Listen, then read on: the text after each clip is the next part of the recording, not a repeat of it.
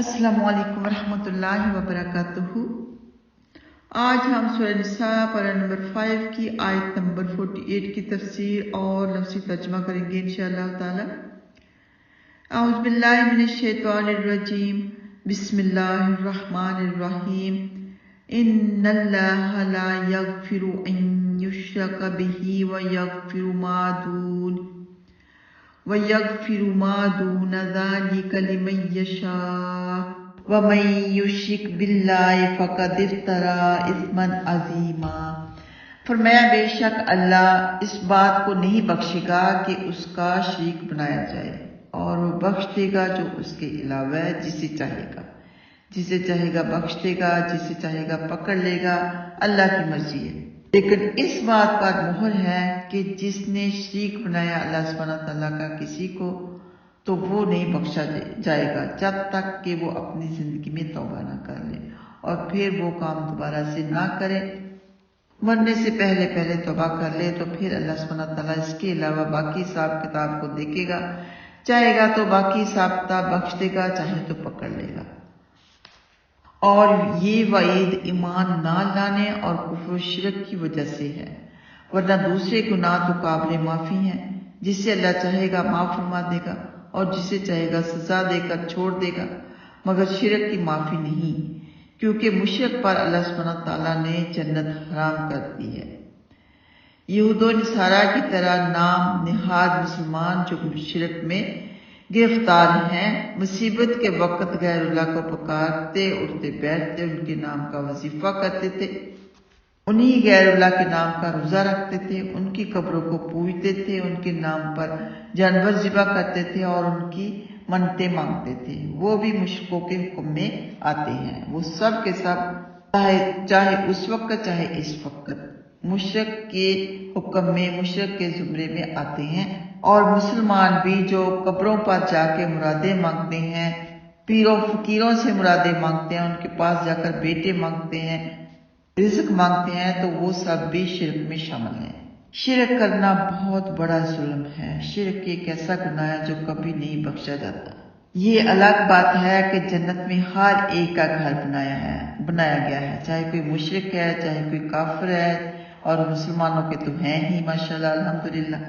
اور جن کو جنت نہیں ملے گی وہ جہنم میں ہمیشہ کے لیے رہیں گے، ان کے گھر ان کو دے دیے جائیں گے جو جنت کے حقدار ہیں، یعنی ایکسٹرا گھر ان کو مل جائیں گے۔ سیدنا عبداللہ بن مسعود رضی اللہ تعالیٰ عنہما بیان کرتے ہیں کہ رسول اللہ صلی اللہ علیہ وآلہ وسلم نے فرمایا، جو شخص اللہ کے ساتھ شرک کرتا ہو اور وہ فوت ہو جائے، وہ دوزخ میں داخل ہوگا۔ یہ بخاری میں موجود ہے۔ اللہم لا تجعلنا منہم۔ آگے حدیث ہے، سیدنا انس رضی اللہ تعالیٰ عنہ بیان کرتے ہیں کہ رسول اللہ صلی اللہ علیہ وآلہ وسلم نے فرمایا، اللہ سبحانہ تعالیٰ سب سے کم عذاب والے جہنمی سے کہے گا کہ اگر زمین کی تمام چیزیں تیرے پاس ہوتی تو کیا تو اس عذاب سے نجات پانے کے لیے ان سب کو دے دیتا؟ وہ عرض کرے گا ہاں۔ اللہ سبحانہ تعالیٰ فرمائے گا، میں نے تجھ سے اس کی نسبت کہیں زیادہ آسان چیز کا سوال کیا تھا، اور تو اس وقت صلب آدم میں تھا کہ میرے ساتھ شرک نہ کرنا، لیکن تو نے شرک ہی کا ارتکاب کیا۔ یہ بخاری میں موجود ہے۔ ہم سب اللہ سبحانہ تعالیٰ سے وعدہ کر کے آئے ہیں کہ اللہ تیرا شریک کسی کو نہیں ٹھہرائیں گے، تجھی کو ایک مانیں گے، تجھی کو اپنا رب، اپنا پالن ہار مانیں گے۔ تو وعدہ توڑنا سب سے سخت، سب سے بڑا ظلم ہے۔ اب اگر کوئی وعدہ توڑتا ہے، اللہ کا شریک کسی کو ٹھہراتا ہے، تو وہ اللہ کی پکڑ سے خالی نہیں۔ اللہم لا تجعلنا منہم۔ سیدنا عبداللہ بن مسعود رضی اللہ تعالیٰ عنہما بیان کرتے ہیں کہ میں نے کہا، اے اللہ کے رسول، کون سا گناہ سب سے بڑا ہے؟ آپ صلی اللہ علیہ وآلہ وسلم نے فرمایا، یہ کہ تم اللہ کا شریک بناؤ حالانکہ اس نے تمہیں پیدا کیا ہے۔ یہ بخاری میں موجود ہے۔ سب سے بڑا گناہ عظیم جو ہے وہ ہے شرک کرنا۔ اس کے علاوہ کے گناہ اللہ سبحانہ تعالیٰ چاہے تو بخش دے، چاہے تو پکڑ لے۔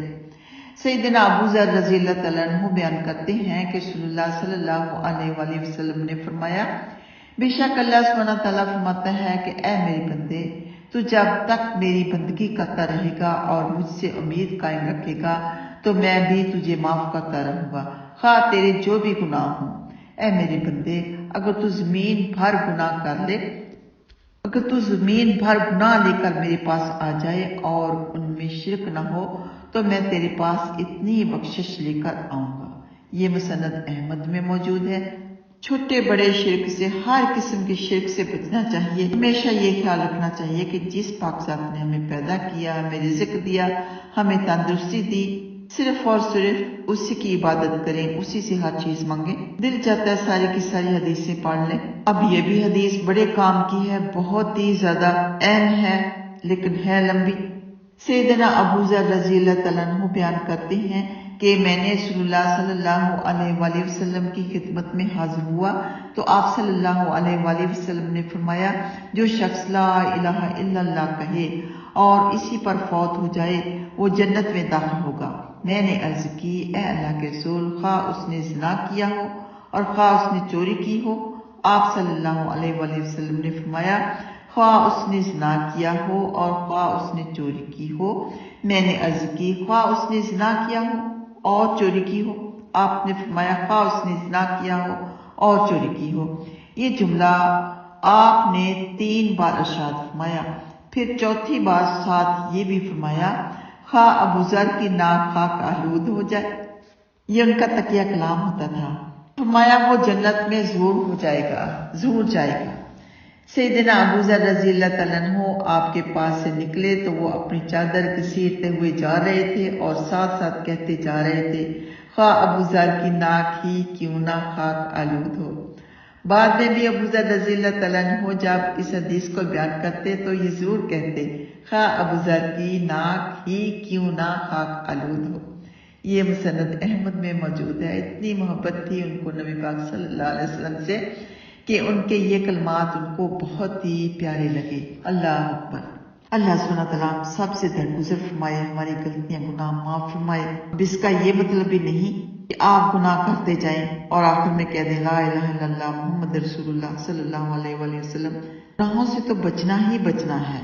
کوئی اس وقت اتنی تکلیف میں ہوتا ہے کہ اس کے منہ سے کلمہ شریف نہیں نکلتا، تب یہ دیکھا جائے گا اس نے یہ بڑے بڑے گناہ نہیں کیے، گناہوں سے پاک ہے، پھر بھی اس کے لیے رعایت ہے انشاءاللہ تعالی، شرط کہ اس نے شرک نہ کیا ہو اپنی زندگی میں۔ سیف سائڈ کے لیے ہر گناہ سے بچنا چاہیے، یہ دعا کرتے رہنا چاہیے کہ یا اللہ آخری وقت ہمارے منہ سے کلمہ شریف، کلمہ توحید ضرور نکلے۔ دعا کریں گے تو دعا قبول ہوگی۔ اللہم انا نسألک حسن الخاتمہ، آمین یا رب العالمین۔ آئیے آتے ہیں لفظی ترجمہ کی طرف۔ ان اللہ، بے شک اللہ سبحانہ وتعالی، لا نہیں یغفر بخشے گا، کہ یشرک وہ شریک بنایا جائے، بہی اس کے ساتھ، و یغفر اور وہ معاف کر دے گا، ما جو دون ذالک اس کے علاوہ ہے، لمن جس کو یشاء وہ چاہے گا، ومن اور جو یشرک شریک بنائے گا، باللہ اللہ کا، فقد تو یقیناً، افطرا اس نے گھڑا، اثماً گناہ، عظیما بہت بڑا۔ بار بار دعا کرتے رہیں یا اللہ ہمیں چھوٹے بڑے شرک سے بچانا، آمین یا رب العالمین۔ السلام علیکم ورحمۃ اللہ وبرکاتہ۔